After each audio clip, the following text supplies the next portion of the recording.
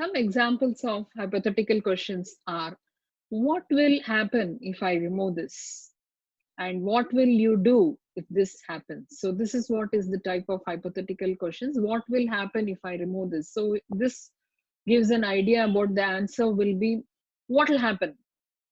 If I remove this, what will happen? Maybe a positive reaction or a negative reaction, but you will get a result of how it will impact, or how will be the result if I do this.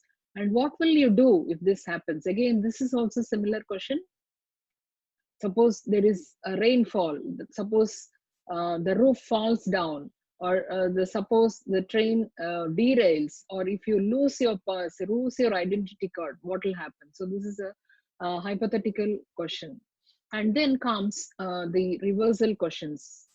The reversal question or the reversal thinking makes an individual twist the problem in reverse or sideways to understand it. So when you look at from one angle, it will look in a different way, but if you see from the sidewards, it will be different look it will give, and it brings out the alternate possibilities to deal with problems. So this is very, very important. You need to ask such reversal questions so that you will be able to it will make the individual think or twist the problem in reverse or sideways to understand it.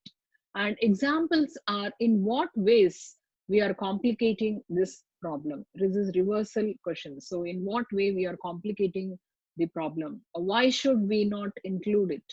What happens when we don't resolve it? So in what ways we are complicating this problem means we will start thinking what are all the unwanted things we are bringing in when you're resolving this problem, because of that it may be complicating, it will be making the problem much more difficult. So that will help you to look at from a different angle, that are we doing the right job, are we collecting information, and are we proceeding it in the right path? Then why should we not include it? Another thing is, when we are trying to do something, we are collecting some information and we are going in some direction to resolve that solution situation.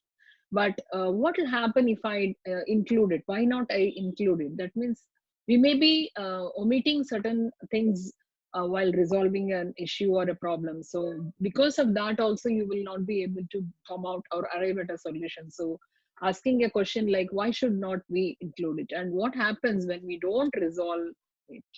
So suppose the problem is not resolved, what will happen? What major damage it will cause? So it allows you to think uh, on the end point view.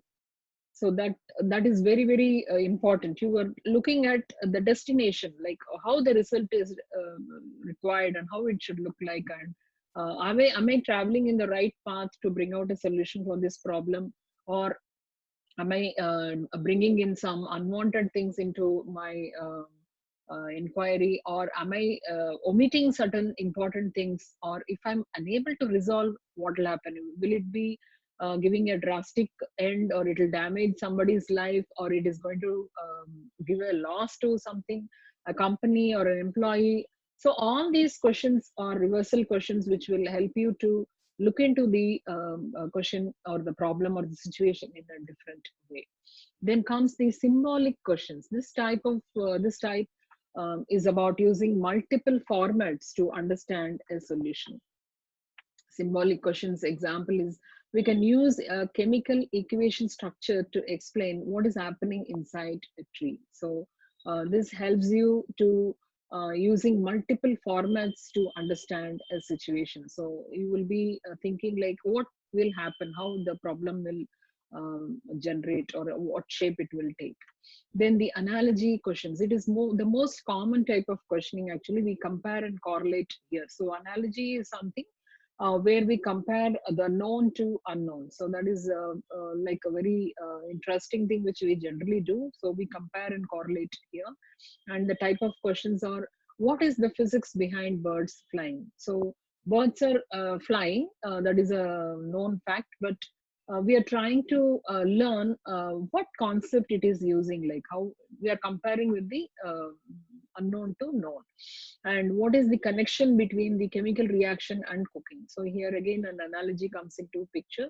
So in the cooking, if you start knowing about the dissolution of salt, or the water evaporation, or if you add something, some change happens, so that is equivalent to the chemical reaction. So when you compare the known to unknown with an example, like these are all the analogy type of questions. Then point of view questions. Here you put yourself in a different shoe and ask questions and answer them. This questioning skill is important in improving critical and higher order thinking. So some example, like how will my boss think, and how will an experienced person handle this? So this puts you into a different shoe. Like how will my boss think means you are wearing the shoe of your boss, you are acting like a boss, you are thinking like your boss.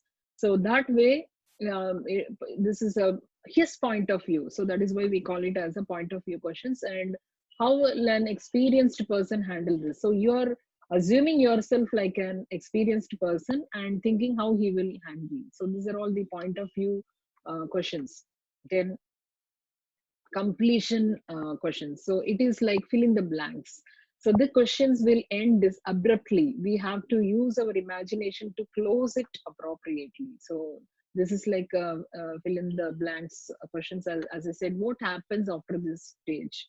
So that is a fill in the blank. So we need to fill up the answers, and how did it disappear? So again, there is an answer is not known, and you have to find and you need to fill it up.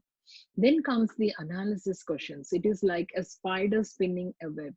You ask a web of questions instead of raising basic questions, and you go deeper levels and look for patterns and ideas. For example, what are the effects, where it is extending, and what happens there if I do this here? So it is an analysis type of question. So if I do something, what will happen? What will be the impact? What will be the consequences?